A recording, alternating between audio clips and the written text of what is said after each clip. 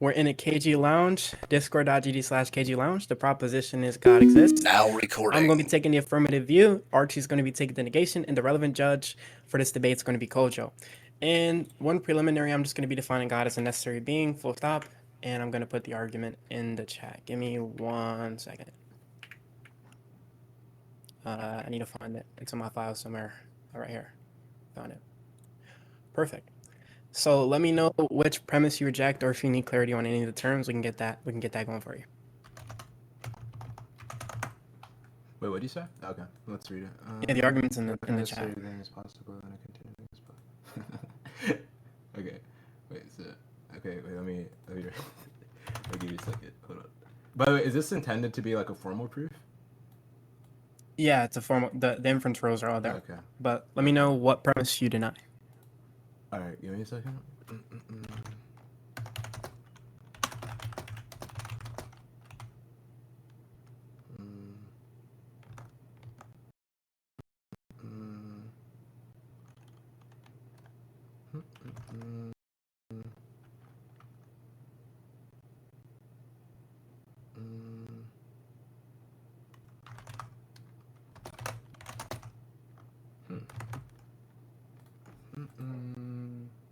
A lot of very weird commitments here.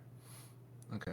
So Yeah, like, yeah, you can say it's weird. That's fine. I off, just want to know what premise you deny. In what way or if are you you using necessary here? Like, do you have a modality? Yeah, exists in all possible about? worlds, and the referent is eternal. That's not what a modality is. Oh, the relevant modality is logical. Oh. Oh God. Wait. So you think there's like, you think there's a logically necessary being? That's what you're arguing for? That's what conclusion 3 says. I need you to lock in instead of asking me these questions and provide some type of defense relation upon the argument. Let me know what premise you deny, or if you need clarity on any of the premises. Yeah. Let me know, man. Sure. Yeah, sure, man. So like, Do you have that? We can go like, over what do you like need a few logical like notions here. So like, are you familiar with what people mean when they say something is like logically necessary? I'm sure you do. I just explicated that. All right. You didn't. I So just I'll explain explicated it since that. you're It exists in all logically possible worlds, and possible worlds are going to be a maximally consistent string of propositions. Yeah, I'm familiar. So let me know what premise you deny. Do you need moderation or what? We don't need moderation. I just want to know what premise you deny. I just explicated the definition. Okay, so I'll just overtalk you then did I get that correct? Kylo enforces moderation. You don't want to try that right? So the idea basically is just this. The reason why it's confused is because usually within logic, at least this kind of given logic, right? Usually we're just all talking about propositions, right? That's going to be the thing we're talking about. Beings are not propositions. So obviously you're fucking. Okay, so yeah, we're gonna do talking stick because I don't want Kojo to fucking have to listen to this bullshit. And we can yo, Ben, it's been a minute since you've been here. Ben, are you here, Twin? Yo, it's good. Yo, Twin, are you down to moderate this? Please? I can't mod, but I can listen because I don't have. I can moderate it. I have time. Ben, if I gave you perms, you couldn't mod? No, because I'm playing a Rocket League game right now, so I can't. Yeah. All right. Yo, look. Polar, you'll mod. Archie will start and then let Capp speak. All right. Right, that proposition. Okay, wonderful. So yeah, so there's like a few reasons why you're confused. And I think maybe Kojo might share the same sentiment. So like, obviously, like within logic, there is like a concept that we do talk about when we talk about logical necessities, right? Now, obviously, like if we're talking about something that's like logically necessary, right? Typically, like the core things that we're talking about in logic, especially given the kinds of logics that we're implying here, which is just obviously going to be propositional logic, if you intend to give some sort of like formal proof, right? We aren't going to be saying that, we aren't going to be talking about beings, right? Like when we talk about necessary truths, necessary falsehoods, contingencies, these sorts of things.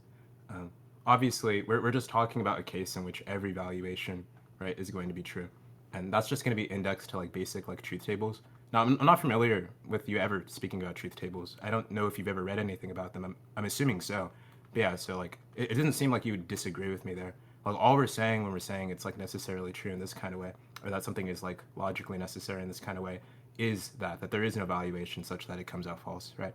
Now, obviously this just obviously applies to in the opposite way. Like we're just saying that something is like logically impossible, right? Or something that's like logically false. We're just saying on every valuation it's false, right? And this is how it's defined in For All X. This is how it's defined in the OPL. This is how it's defined in Stanford Encyclopedia of Philosophy. This is how it's defined in Philosophy of Logic by Hong Kong, right? University. This is how it's defined on very, very basic. Like the first thing you look up when you look up logical necessity is that. Right? This is very basic. So I hope you don't have any disagreements here, but yeah, that's like the first concern I have.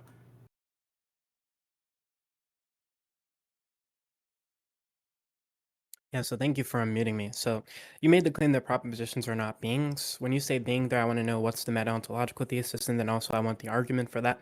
Obviously, I explicated the concept. You asked me, what does it mean to be a logical necessity? I said that it exists in all possible worlds. In a possible world here, the relevant modality is going to be logical. And logically possible worlds, if you didn't know, are just maximally consistent strings of propositions, right?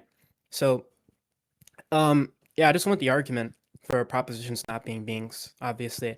And I want to know, when you say being, what is even being said there? Because you might be equivocating on the type of meta-ontological thesis that I'm operating under, right? This is why you started loud miking. This is why, because you knew you were losing this debate. You started loud miking because you know that I have more substance than you, right? So I just want to know, what's the argument that propositions, to be clear, for the judge, the burden on the table is, what's the argument that propositions are not beings? And I want clarity on, when you say being, what is even being said there? What's the meta-ontological thesis, right? And if you don't know what a meta-ontological thesis is, we're just talking about this type of thesis that's a theory that specifies conditions for what it means to exist, right? So I want that, okay? Don't try to do this weird loud miking shit with me because you know you're losing the debate, nigga. Yeah, so like obviously you're a retard, right? The only reason I loud mic'd you is because you overtalked me because you knew in fact you were wrong, right? Now you're an idiot. There's a reason why everyone cringed and started like putting sob emojis in chat when you said that you thought God is a logical necessity, because everyone laughs at you because they know that you're confused and you don't even realize why you're confused in this conversation yet, which is funny, right? I just was charitable enough to clarify to you what typically is meant by logically necessary.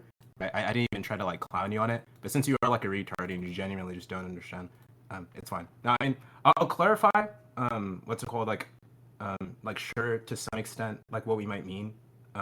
Now, as far as like my meta-ontological thesis, I mean, obviously, I might just like adopt like some sort of like framework that's like obviously going to be dominated. Now, I'm not too sure if you're familiar with who like Varzi is, but it's okay if not. I think actually like Eric had a recent conversation with Apollo about this like a couple months ago, but there's like, 3 different credos that we're going to be obviously like, referencing when we're talking about some commitment to existence, which is going to elucidate what I mean by being. So like just one, like we generally like, at least within the given framework, have like only one notion of existence, right?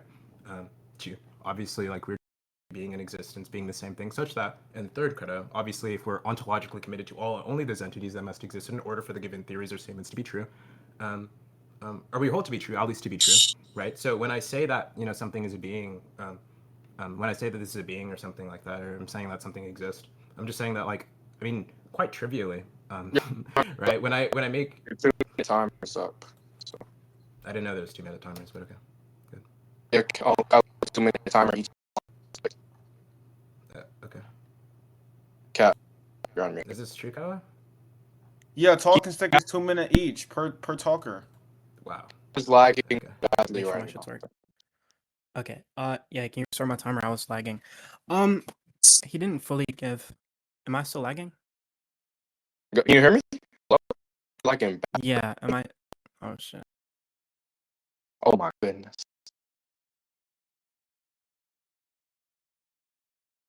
Yo, can you guys hear me? Yeah, we can hear you. Can you hear me? Yeah, I can hear you. So okay, yeah. I just want to flag for the rec that he didn't give some type of argument that propositions are not beings. Also, I'm unclear on why I should adopt this type of meta-ontological thesis. Clearly, there are meta-ontological theses which draw a distinction between beings and things that exist, right? So obviously, I don't know why I should even operate under this type of talk. Obviously, you're presupposing that I am operating under this type of talk when you say that propositions are not beings, right? You don't even know what I mean by being, and you're presupposing that I'm operating under this type of thesis, right? I'm not using that type of thesis here, right? We can even take it to be some type of opaque term. I'm unclear on why I need to explicate some type of specific meta-ontological thesis, which commits me to these type of existence talk here. Also, you did nothing but give me ad homs, so I'm going to give you the motivation for premise 1, and you're going to let me know what you disagree with in premise 1. Okay, so an external explanation is going to be the type of explanation where the explanans and the explanandum are not of the same class, right? And by same class here, we just mean there's a distinction in the modal profile of the being, right? And obviously, then there's only two modal profiles available: contingent and necessary. So then P1 is just analytically true, right? It's true in virtue of the meaning of external explanation, right? If there's nothing outside of the modal class of contingency, then it can't have an external explanation, given that there's not going to be anything that has some type of distinction in the mode of being or the modal profile there. So I want you to respond to that premise one, and also proceed to give me the argument that propositions are not beings. And also, I want to know why you're presupposing that I'm operating under this type of standard meta-ontological thesis. I want you to motivate your meta-ontological thesis there. I want you to clarify why we should adopt these type of concepts, right? Because you're obviously presupposing that I'm operating under this when you say that propositions are not beings. Otherwise, you're going to be equivocating on what I mean by being, right? So those are your burdens on the table. Okay, and enough with the ad homs. I want you to actually respond. All right, your time is up. I'm gonna unmute Archie. So.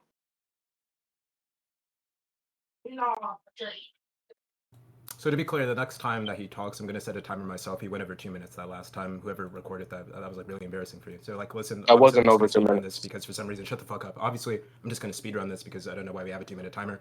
I don't need to give an argument for beings not being props, right? Given the fact that my motivation for it isn't gonna be inferential, right? I just understand when I refer to the concepts of beings, that is simply what I mean by being. When I refer to the concepts of propositions, that's gonna be conceptually distinct from being, such that, right? They just don't conceptually collapse into each other, right? That's just going to be obvious given the fact that, or given the impressions of the language I'm using, right? The impressions I'm using of the word. If you understand the word differently, that's completely okay, right? I don't need to motivate you into using the term how I'm using it. If you're using it differently, clarify and elucidate how you're using it. B, I don't need to motivate you into my meta-ontological framework, right? I don't need you to adopt it. I'm just telling you what I mean when I say being, which is obviously going to be meaningfully distinct from proposition, right? Another point, obviously you didn't respond to what I already said, right? That's just simply not what logically necessary means, right? Logical necessity cannot refer to the kinds of beings in which you're talking about, in which we're talking about personal agents, right? Because personal agents aren't the kinds of things that are lexical items, right? Because obviously those kinds of things are not items within language, right? Beings, you as an agent are not something that's in language. Do you understand that, right? You're not a linguistic device that we use.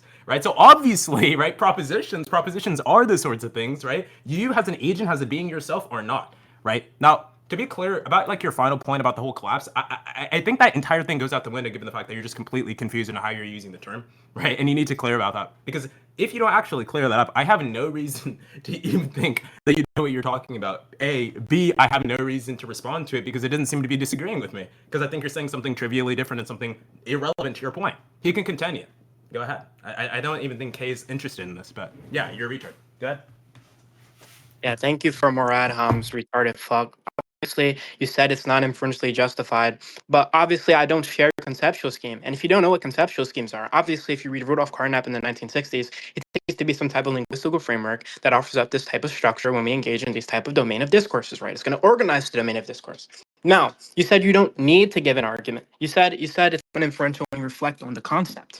Right. Obviously, that just means that when you look back into your conceptual scheme, your linguistical framework, right, it's going to be the case that it's this type of thing, right, which is incompatible. These functions are going to be ones for which are incompatible. Now, obviously, we can embed some type of concepts within our conceptual scheme, but they're not going to be the type. They are going to be the type of things which are compatible, right? I don't know why you're saying that. Also, when you said you want clarity on what I mean, that's not obligatory, right? The reason why I don't need to give you clarity is because you made a positive claim. You said it is the case that propositions are not beings, right? So I want to know, right, why you're presupposing that I'm using being in the way that you're using it. Because if I'm not using being in the way that you're using it, the proposition would just be straight up false unless you're equivocating, right?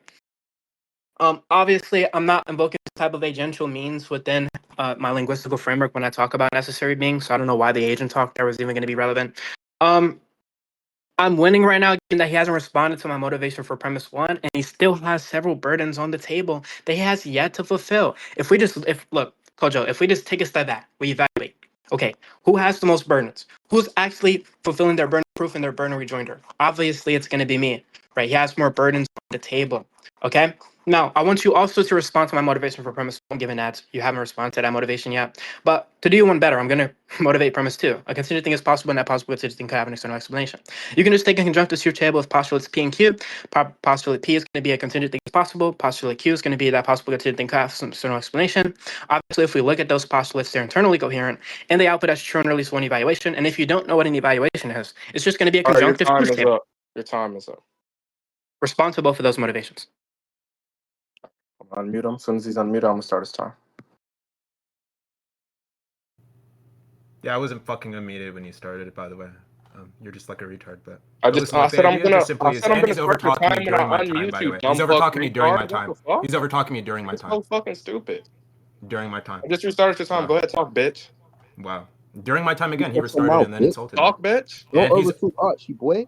Wow. Yeah, I'm not restarting. Okay, so listen, I just want to know if I could speak. Jesus Christ. Okay, so obviously, right, you're just confused, right? So your first premise is if no necessary thing is possible, right, in which you're simply indexing this to a logical modality, a contingent thing is possible, right? I'm saying the thing in which you're referencing, in which if you're talking about being in the same way I'm talking about being, obviously that can't be the case. If you're talking about being in any sort of way which you're not talking about some sort of linguistic device or some sort of lexical item, we're just not talking about the same thing that people talk about in logic, right? And obviously you need to be, if you're indexing this to logical modality. If you're not, right, then your first premise is confused, right? We don't even know what the fuck you're talking about, right? That's the critique, dumb fuck, right? Now, I didn't say it was obligatory that you should be clear and that you should explain to me, the judge, and the audience what you mean by being. You don't have to be clear, dumb fuck. You can be confused. You can gatekeep what you actually mean, right? And then none of us can know what the fuck you're talking about. That's true, right? No one said it's obligatory, right? I just simply said if you care to elucidate and if you care to explain the difference between how I'm using being and how you're using being, that's obviously going to clear it up. But in any case, it doesn't really matter because if you're using it in the same kind of sense in which it's not a lexical item,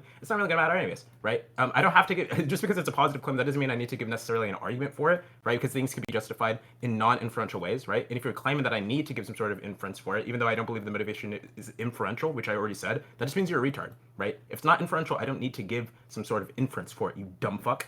Right? Now, obviously, your entire argument, right, given the fact that you are using these modal terms and your argument is literally based off of this, is dependent on the sort of modality you're indexing, right? So if you're confused on the modality you're indexing, I have no idea what the fuck you're saying within your sentence or within your argument. I have no idea what you're arguing for, right? This just seems confused, right?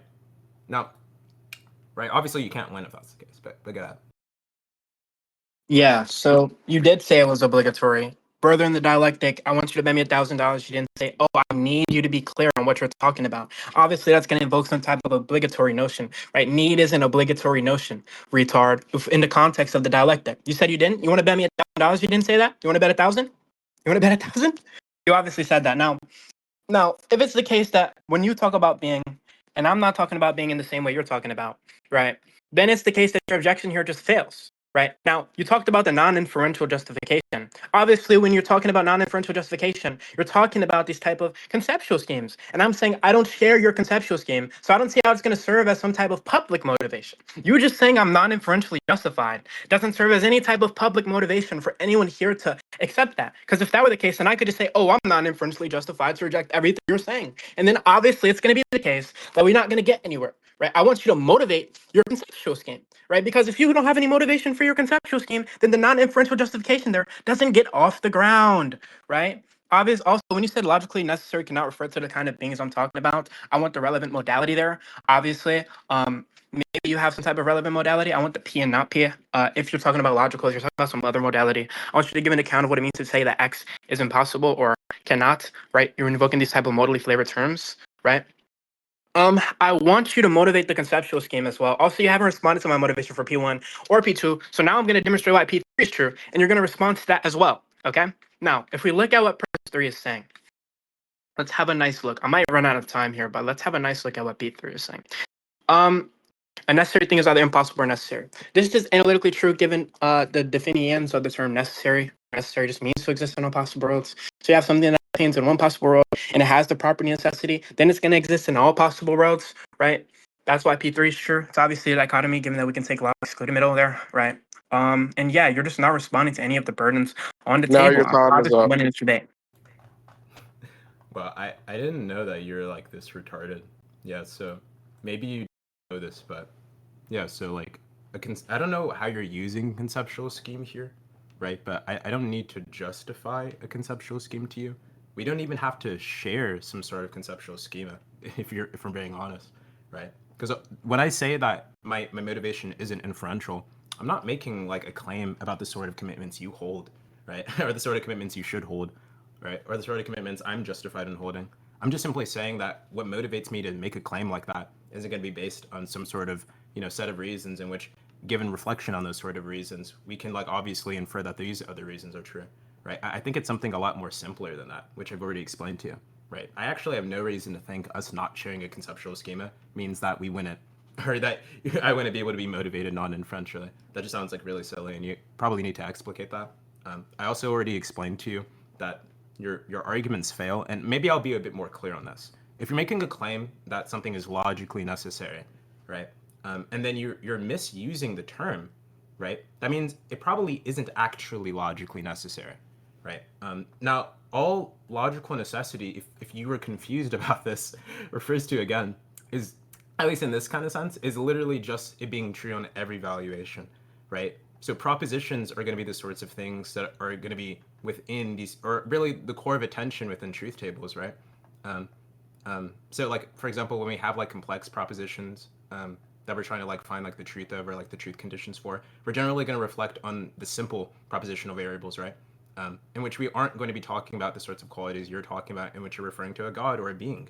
Now, I already made clear that if you're using being in the way in which it is a lexical term, or a lexical item, then maybe this would make sense. But if you're not, then obviously you're confused. But either way, we don't know what you're doing because you haven't explained what you mean by being yet, which you might want to do if you intend to win. Your time is up. Okay, so it wasn't that bad. Retarded bitch. Okay. So, obviously, earlier in the dialogue, I gave you clarity on what it means to be a conceptual scheme. Maybe you're not able to track. But if you read Rudolf Carnap, he takes it to be a linguistical framework that offers a ton of structure when we engage in these type of linguistical things within our domain of discourse. Retard. I already explicated that term, and they're asking me to re-explicate it. Obviously, that's a mistrack. That doesn't offer up any type of attack relation. So now let's all think, guys. Did Archie offer up some type of substantial attack relation to the argument I gave? And if you don't know what attack relations are, they just talk about reasons to reject some type of theory, right? Did he fulfill his burden of rejoinder, right? Is he disproving the claims that I'm bringing to the table? The answer is no. He defeated no premise. I gave him motivation for premise 1, premise 2, and premise 3. I showed him why P1 is true. I showed him why P2 is true. I showed him why P3 is true. So I just want to flag to the judge, right? If it's the case, right, that all he's saying is that within his conceptual scheme, he has motivation to refer to these type of things as being conceptually confused, hence rendering P1 false, right, or logical modality.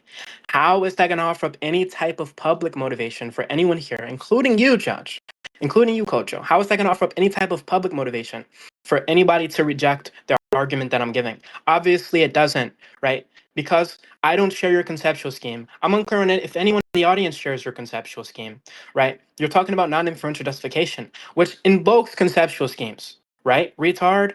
So obviously you're confused on that point. Now I'm going to continue giving motivation for the argument, right?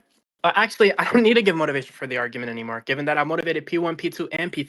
He hasn't demonstrated any of these premises to be ones for which are going to be rendered false, unjustified, or he hasn't demonstrated the argument to be one for which is going to be rendered unsound or invalid, right? He's not meeting his burden of rejoinder right now. I'm meeting my burden of proof. I'm giving him these type of motivations. He's not engaging in the motivations that I'm giving.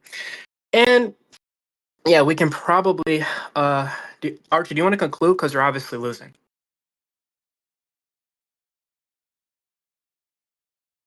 That's the rest of my time, by the way.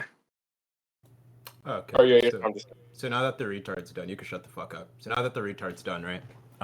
I don't know if you know this, but like Carnap also doesn't. He also just doesn't mean what they're talking about in logic, right? In fact, even if I like wanted to reject like Quine's view. By the way, I wasn't motivating Quine's view. I was just telling you what I mean. Like all really like Carnap is saying is that when we talk about like being, like when we say something is, right, we're just indexing this basically to some set of principles, right, given the language or given the theory, right? We're not going to be talking about being itself as though it's something that's exclusive to the given frameworks we're implementing. So like, for example, for saying things like, abstractly exist or like numbers exist or things like that, we're just talking about some sort of conceptual framework or mathematical framework. that is also isn't going to be something that's relevant here, because my main critique being levied against you is that in order for me to accept P1, P2, or P3, right, in which you're saying that this is logically possible, right, it needs to be true that this is logically contingent, or that this is logically necessary, or that this is logically impossible, right? Now, if you are misusing the term, right, in beings, in fact, in the same way you're using, right, in the Carnapian way, cannot, in fact, be propositions, right? And if you're saying that, in fact, right, these things, in the fact, if you're using like Carnapian, meta-ontology, if you're saying that being by here, you just simply, I guess if all you're literally saying is that like when you say a being, you're just referring to that thing within its like conceptual framework. That's fine, right? But obviously that isn't the kind of thing that could be true or false in the relevant way we're talking about. So I've already explained to you why we have no reason to accept what you're saying, right? You're just confused.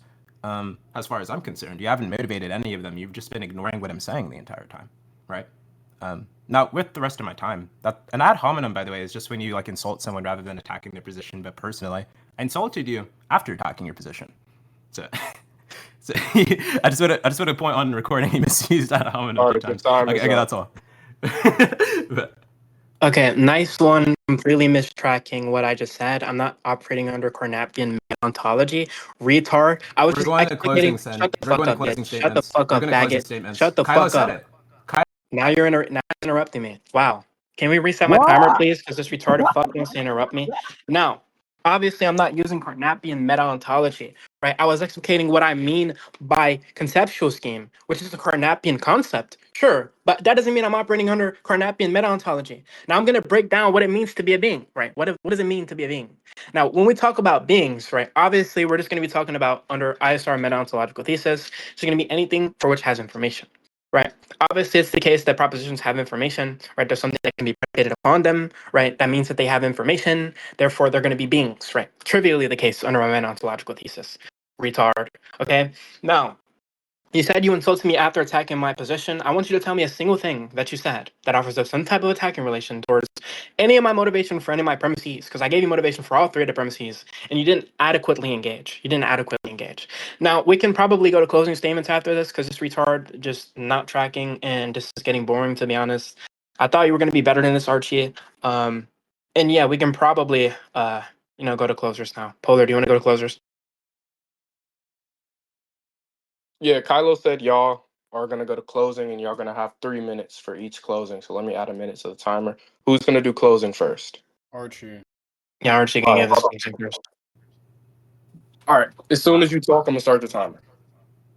Yeah, that was like really bad. I mean, I don't really know if there's any more to say. So like his like initial point, being that like I didn't give like some sort of like inference that concludes that beings are not propositions. I told him that was just in terms of like the conceptual briefing, like when you reflect on the concepts, right? That's just not what I mean by those two things, right? And I already clarified in there when I'm using the term, right? Obviously, if I'm the appraiser of the terms, we're going to be appreciating the semantics I'm using, right? So obviously, in terms of that, clarifying my meta-ontological framework, in terms of how I'm using being, that just doesn't make any sense, right? Now, I already told you like previously, like if you're using being in the same kind of way in which it is referring to some sort of like lexical item or something like that, then maybe this would make sense. And you like tried hedging and at the end like saying that you like actually did in fact use it this way. But that would just be like really strange because it seemed like earlier you were trying to like imply if this necessary thing like exist in some sort of way, then or like its lack of existence would like imply something about like logical contingencies and stuff like that. And obviously that just isn't the same way that sentences work in that kind of way, right? So that also just can't be what you mean. But he also like tried to give like some really foolish point about like holding like meta-ontological frameworks. I told him that I don't intend to motivate Quine's meta-ontological framework. I was just telling you what I mean. He like earlier said that he was adopting some sort of like Carnapian concept of being, and then later on like folded on that when I explained to him why that doesn't actually like at all motivate his position. He also then like asked like why it's obligatory for him to be clear on what he means by being, and I told him it's not obligatory, right? We just don't know what you mean unless you clarify. In which he also doesn't know what he means because he used a concept which is trivially going against what he's saying, right? Okay, and then he like said that I needed to give some sort of like argument because it's like a positive claim. I like already told him that I don't need to, right? Because arguments are, at least in the same way you're using it, like proves kinds of inferences and like non-inferential motivation, right? You're not going to use an inference to motivate it. right? If you didn't know that. Now, you also like asked why you'd accept my conceptual schema, given the fact for why you'd even accept non-inferential justification or something like that. I already told you that you don't really have to. I'm not even too sure if I was making quite a claim on justification, merely just my motivations. And like, you also haven't really explicated to me, Kojo, or anyone, why by any sort of means, right, you need to accept my conceptual schema in order to do this. I'd even gave you examples of why you could actually simply deny it or be like, you know, a quietist on it. Like maybe you don't even think that sort of thing is interesting and still meaningfully disagree with me, right? So in all sort of accounts, you like failed. And I also already explained to you that your motivations go out the window, given the fact that I actually already gave you independent motivation for why I think your sentences are false within the inference, right? Given the fact that you're just misusing what logical necessity refers to, as I explained already. Right. So yeah, that's just my closing, obviously. Perfect. All right, Now, Cap, as soon as you talk, your timer will be started. yeah, so I want us to look back on this debate, and I want all of us in the audience and the judge to ask ourselves: did Archie demonstrate my motivation for the argument to be one which is rendered unjustified? Right, it's called the burden of rejoinder. It's the dialectical obligation for an interlocutor to disprove the other interlocutor's attempts to prove their claims. And obviously, it's the case that he didn't meet that. He didn't offer up any type of substantial attacking relations. He actually just mistracked inside of his closing statement when he said that I was using a Carnapian understanding of being. That's just not true in this dialectic. Obviously, I said I'm using the Carnapian understanding of conceptual scheme, but no, the meta-ontological thesis, which I just gave, was informational structural realism type meta-ontology, which is not going to be the type of thesis which Carnap holds to. Right? Obviously, he holds to his own type of meta-ontological thesis, which I don't hold to right now. Now, obviously, I gave him motivation for P1. I showed him why P1 was true. I showed him why P2 was true. I showed him why P3 was true. And he didn't respond to those. He then said, oh, well, if I operate under my conceptual scheme, I'm non-inferentially justified in rejecting P1 on the basis of the logical modality. Now, I told him, why should we accept his conceptual scheme? If we don't accept his conceptual scheme, this isn't going to offer up an attack relation towards my argument. I needed him to give me an account as to why we should accept his conceptual scheme. Otherwise, it's not actually an attack relation on P1. And he failed to track that point. Also, he didn't respond to any of my points about external explanations being the kind of explanations where the explanans and the explanandum are not of the same class. He didn't respond to my motivation for premise 3, where I told him that it's analytically true. The dichotomy there is analytically true given law of excluded middle. He didn't respond to my point about P2 being true. He didn't respond to a lot of things, actually. And I've adequately responded to almost everything he said. Now, I want us to just I want to flag for the judge that these he did give me a bunch of ad hominems, right? He was insulting me, loud miking, because he knew he was losing. If we ask what objections he levied to any premise, we find that the number is a whopping 0. He didn't render any type of objection towards the premise, right? His main contention was just, oh, I'm not inferentially justified, which I adequately responded to. I asked him, why does this serve as any type of public motivation to reject premise, which he didn't respond to. He asked me for my meta-ontological thesis. I explicated properly what it means to be a being, which he mistracked. He thought I was saying something completely different than what I was saying. And all I needed to win this debate, right, I'm pretty sure the win conditions for a standard debate is just to met your burner proof and meet your burner rejoinder, which I met all of those. And given those debate norms, I was justified, and I think I just won this debate. What was needed for him to win was to meet his burner rejoinder, which he didn't meet. And yeah, that's the end of my closer. All righty, man. And with that being said, we're gonna be going to verdict from Big Bro Kojo. So cool. Can you guys hear me? Yep. Okay, wonderful. I have a lot to say because I took a lot of notes. So I'm just gonna kind of run through these notes and I'll just give my judgment. So first of all, pretty good debate from both of you guys. I think you guys both performed well. Thankful for the moderation down a shithole. So it was good that we were able to get moderation down to be able to basically actually keep the debate sort of semi-structured. Capp began by delivering his arguments for why God is a necessary being, and that's just what his definition of God was just what it's just a necessary being. I'm not going to go over the argument. The argument's in chat. You can check that if you want. The initial question that Archie asked was for clarification on what necessity means. So they spent a little bit of time clarifying what logical necessity means. And then Capp provides a definition of possible worlds, which was just maximally consistent string of propositions. And then there was like a meta response there. I think this is the part where the moderation was called in. Archie then gives a response claiming that within propositional logic, the concept of logical necessity is going to refer to the idea of propositions, not necessarily beings. And by that, it's just to mean that like every evaluation will be true in some evaluation or some truth table.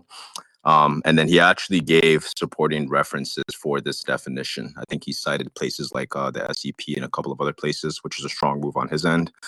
Capp then responds and asks for an argument, a meta-ontological argument or a meta-ontological thesis for like what a being even is in the first place, and like why it's the case that propositions can't count as beings. And then he went on to further reiterate his definition of logical necessity. So at this point, Archie makes a move and says that he's adopting Varsi's view, which is going to be comprised of like one notion of existence. And then I think you also presented Quine's ontological commitment criterion, which is just to say, well, I mean, if you guys want to know about that, you can. That's completely fine. It has nothing to do with the debate. But so then Capp responds back and says that Archie never actually gave any argument for why propositions aren't beings. And then he actually questioned the motivations to accept Varsi's view in the first place. So then after he questions that, he begins to then give motivation for the first premise. He talks about this idea that there's going to be a distinction in modal profiles of beings, and that there's only two profiles which can be. There's only two available profiles, contingency and necessity. And so, through some kind of process of elimination, it will just analytically entail P1 being the case. Archie then responds and says he doesn't need a motivation because his understanding of what it means is his understanding is just what he means when he refers to the concepts. So it's going to be this kind of like non-inferential kind of immediate apprehension of the concept, as opposed to this kind of like deliberative process where he's like rationalizing about like these seemings that he has. And so from that, he says, look, I don't need to motivate it. I'm just telling you, this is like how I'm apprehending the concepts. You guys go on to talk about, I think somebody introduced Carnap at this point. I think that was Capp. You started talking about how we can actually have embedded concepts into a schema while those embedded concepts are actually incompatible like with the schema. And then you further on ask why Archie is presupposing that you're using being in the way that Archie is, and that if he is, that risks equivocation. So this was kind of like the main beef of the dispute here. It was largely a semantic dispute. It wasn't really a substantive dispute, but this is like kind of like the main beef of the dispute is over whether or not like you actually like if Archie was presupposing the usage of being in the way that like Capp was. You guys didn't really talk much about that. Past that, there was like kind of like a meta response on a word that was said at some other point in the conversation. And then it was just more reiteration of the fact that Archie had a different meaning. You guys spent more time under that. And then it wasn't until the end that ISR was introduced. ISR is a meta-ontological theory about, the conditions for existence. And I believe Capp just reiterated that under ISR, a being is just going to be anything that has information. And given that propositions have information or they're composed of informational structure, that therefore they would be beings under his definition. Okay. So I think if I'm going to be assessing like whether or not somebody won this debate, I'd probably have to lean towards Capp. And the reason why I have to lean towards Capp is because it doesn't seem as if there was a substantive rebuttal against the positions. It more seemed like a semantic dispute over the way that the language is being used and whether or not the language is being used consistently with how logicians defined it. So I think a stronger move from Archie would have been to actually question the quantifier collapse, potential quantifier collapse in the first premise, when he actually introduced this idea that like beings can be proposition, or if propositions are beings. You could have, like, for example, questioned like whether or not like every informational structure is an entity, like whether or not fictional objects will count as beings under this definition. You could have talked about whether or not like things like sets and set theory is going to also count as being, given that they're also informational. You could have pushed back on the grounding explanation for the ontological distinctions that he's able to make given this type of ontological scheme, this meta-ontological scheme. You could also have made a move questioning the ambiguity in the specification of the modality. Like when he says necessary being, is he interpreting that as a being that necessarily exists or a being that has necessity as a predicate of its existence? These are several different ways that you guys, I think, could have approached the conversation, which have been much more fruitful. But from what I observed personally, I'll have to give it to Capp.